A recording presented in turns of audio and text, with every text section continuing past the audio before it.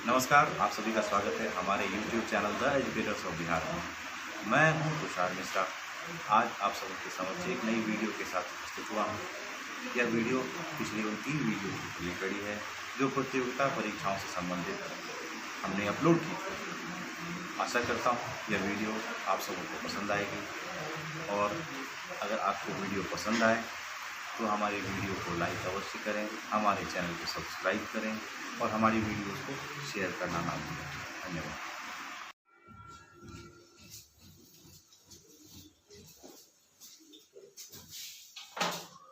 विद्वान एवं विदुषियों, मैं वेद प्रकाश भारतीय आप सबों के साथ मंगलम क्लासेस की ओर से अपना ये अगला वीडियो शेयर करने जा रहा हूं, जिसका संबंध कि भारतीय राज व्यवस्था एवं संविधान से है।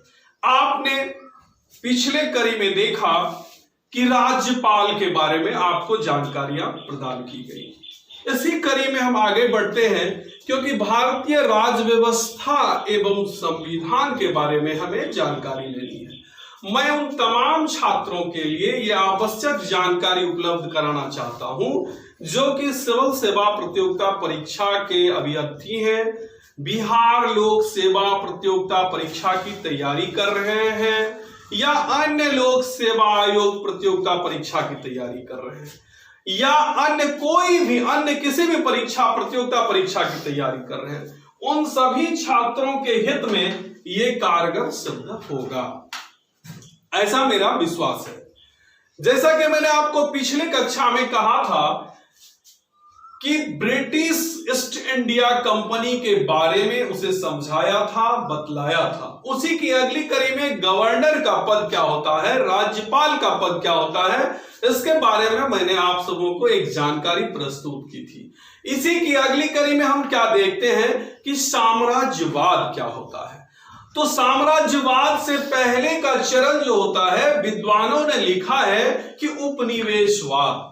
उपनिवेशवाद से तात्पर्य यह होता है कि वह विदेशी क्षेत्र जहां पर की पूर्ण रूपेण शासन सत्ता के हथियार के बल पर, यानी क्या शासन सत्ता के बल पर मुनाफा चाहे किसी भी प्रकार से हो कमाया जाए, तो उसे ही हम कहते हैं क्या, उपनिवेशवाद।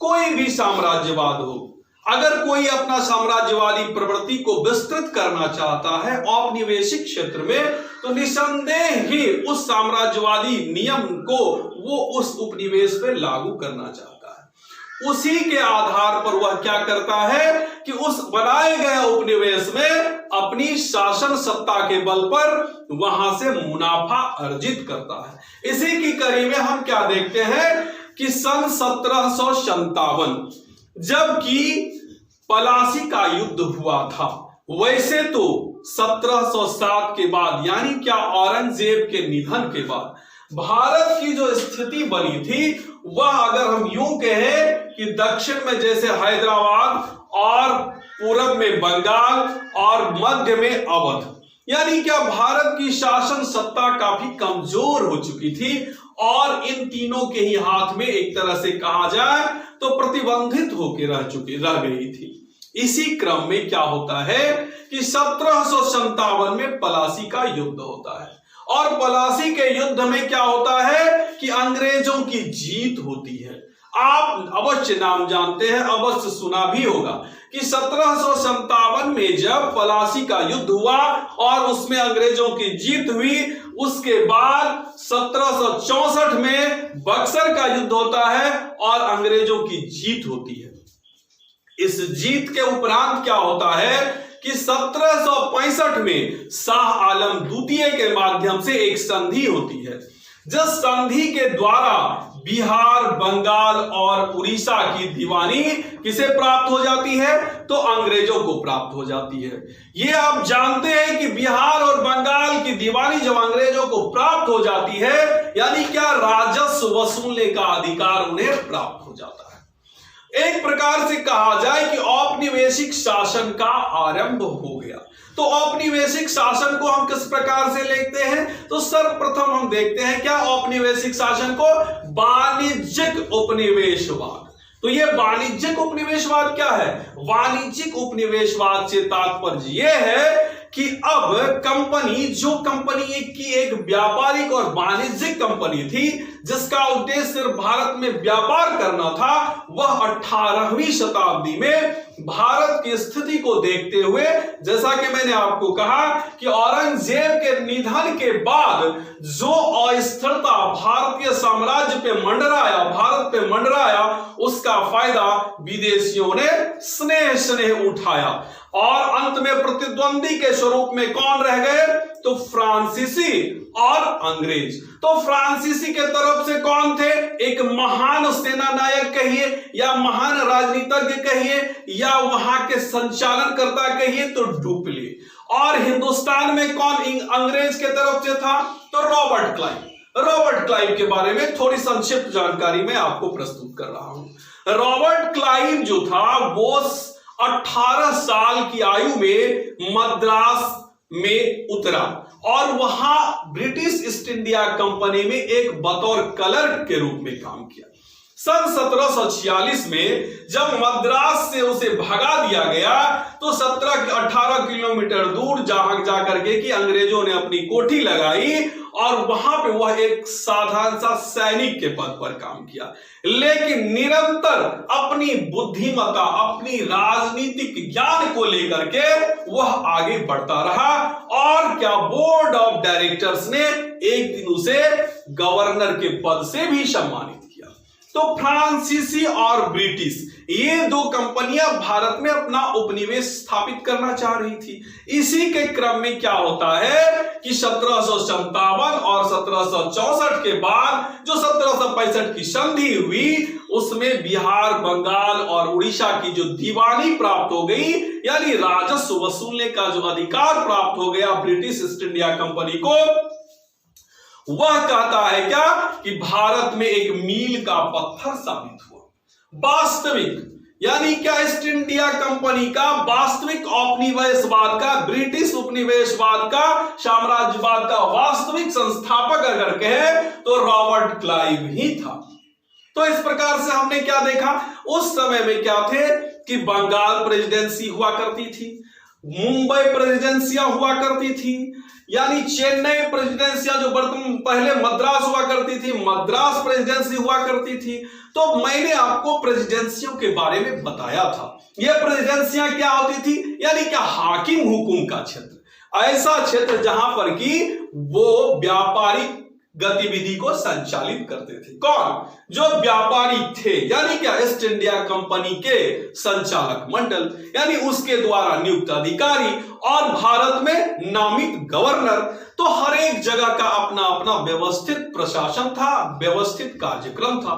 उसी कड़ी में क्या होता है कि रॉबर्ट क्लाइव आगे आए और इन्होंने पलासी के युद्ध में बंगाल में जीता और 1764 बक्सर के युद्ध में जब जीत हुई तो 1765 में एक तरह से कहा जाए कि भारत में ब्रिटिश उपनिवेशवाद का आरंभ हो गया। और इस आरंभ से क्या होता है कि स्नेह स्नेह क्रम चलता रहा और जहां तक ये बात आती है निकल के कि एक तरह से ब्रिटिश ईस्ट इंडिया कंपनी के कहीं ना कहीं मन में तो ये बैठी हुई थी कि भारत को अपना एक औपनिवेश बनाया जाना चाहिए। यह निश्चित रूप से ब्रिटिश साम्राज्य हो, चाहे ब्रिटिश साम्राज्य हो, सम्राट हो व ब्रिटिश संसद हो, सबके मन में कहीं ना कहीं औपनिवेशिक प्रवृत्ति को बढ़ावा देने की जो बातें चल रही थी उसका पदार्पण हो चुका था। और इसी की अगली कड़ी में बोर्ड ऑफ कंट्रोल ने क्या किया, तो रॉबर्ट क्लाइव को इस खुशी में कि पलासी के युद्धोपरांत उसे भारत में बंगाल का गवर्नर जनरल बना दिया और रॉबर्ट क्लाइव बंगाल के गवर्नर जनरल नियुक्त हो गए। तो बंगाल के जब गवर्नर जनरल नियुक्त हो गए तो उनको 1757 से प्रथम कार्यकाल जो माना जाता है 1760 तक का, और इस कार्यकाल में उसके बाद पुनः उनको बुलाया गया जो 1765 से लेकर के 1767 ईस्वी तक रहे।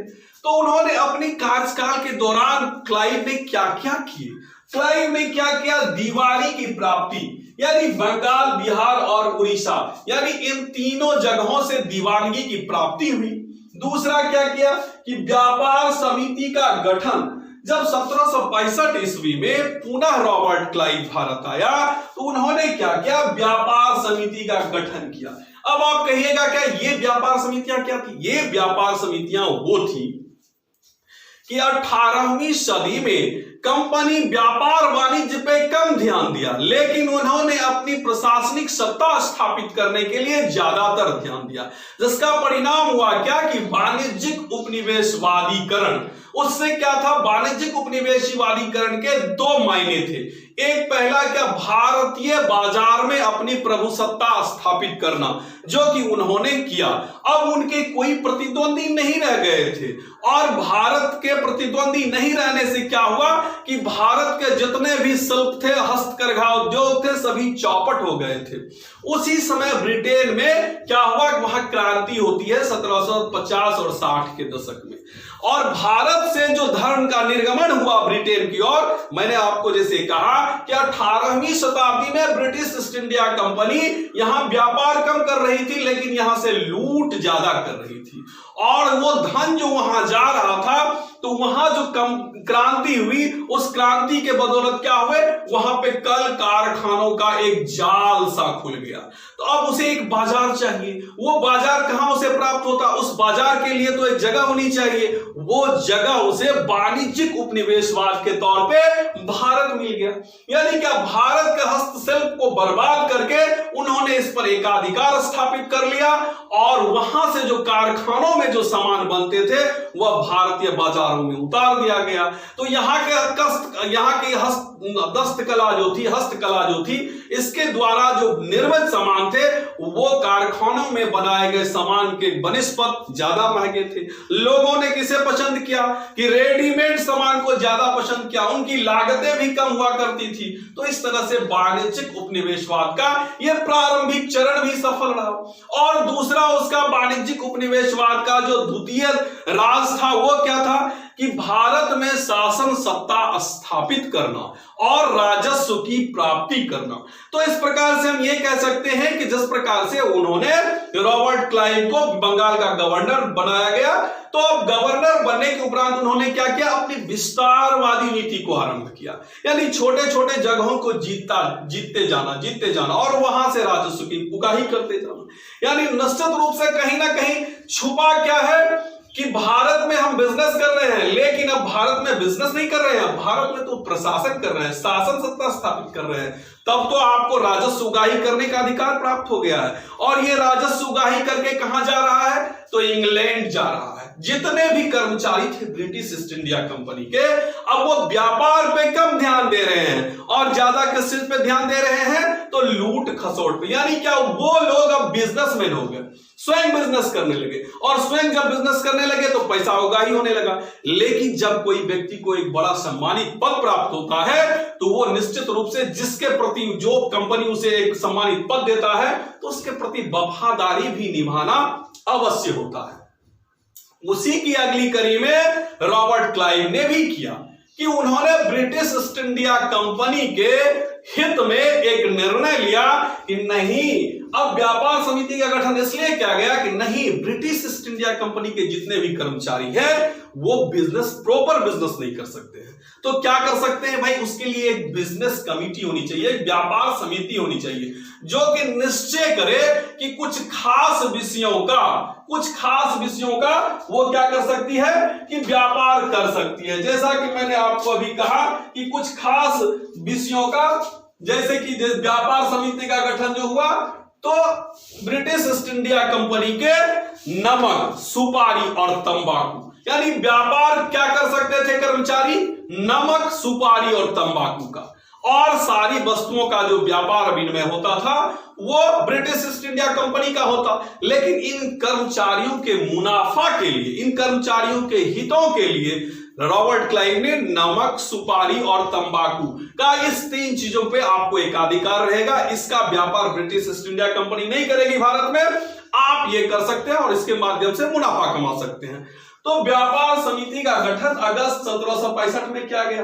तत्पश्चात क्या होता है कि 1766 में श्वेत विद्रोह हो जाते हैं।